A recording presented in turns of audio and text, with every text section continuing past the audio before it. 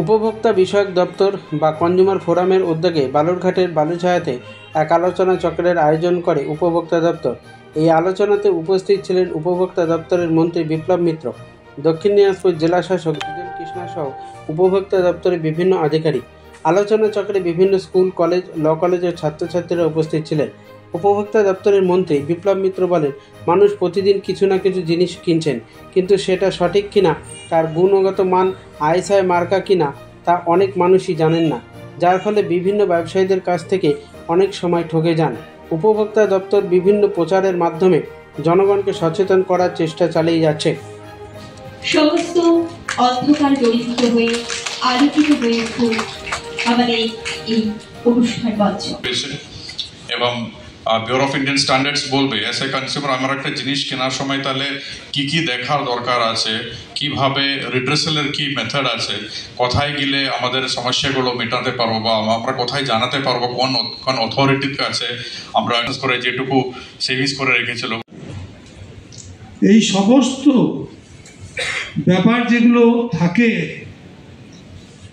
আমাদের দৈনন্দিন জীবনযাত্রার মধ্যে প্রত্যেকটা মানুষের জীবনে, আমি যে এই দপ্তরের মন্ত্রী, আমার জীবনেও কিন্তু এই দপ্তরে একটা এর মধ্যে চোখ আছে।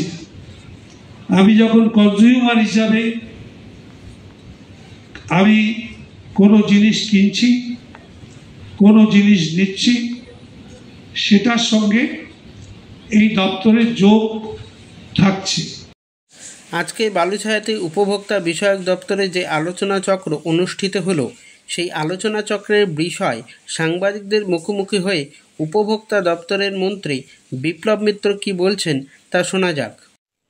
দক্ষিণ দিনাজপুর জেলায় বিভিন্ন উপভোক্তা দপ্তর, আমাদের এখানটায় তো যে দপ্তরটা আছে তার সঙ্গে আমাদের পশ্চিমবাংলায় আমাদের যারা অফিসার, ডাইরেক্টর এবং অন্যান্য যারা অফিসার আছেন তারা সবাই এখানটায় দুদিনের একটা এই ধরনের একটা অনুশীলন ক্যাম্প, আমরা এটাই বলতে পারি যে বালুরঘাটের তথা দক্ষিণ দিনাজপুর জেলার মানুষের কাছে আমাদের এই দপ্তর কিভাবে কাজ করে এবং কিভাবে করছে, আমাদের জেলাতেও আমরা এই কাজগুলো করতে চাইছি।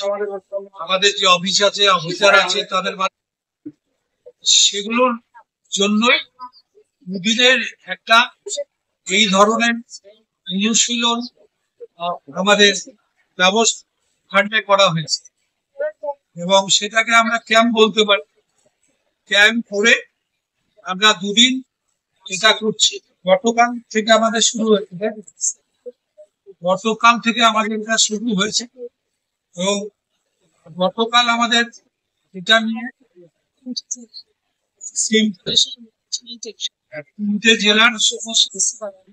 তিনটে জেলার আমাদের যারা অফিসার আছেন উনি আছেন, বাকি দক্ষিণ এবং মালদা, তাদের মধ্যে একটা আপনার একদিকে সমন্বয়, অপরদিকে আমাদের তাদের আরো বেশি ব্যাপারটাকে সেখানটায় মানুষের কাছে কিভাবে তুলে ধরা যায় সেটা নিয়ে একটা প্রশিক্ষণ আমাদের অফিসার, সর্বোচ্চ পর্যায়ের অফিসার স্টেটে তারা দিয়েছেন সেখানে।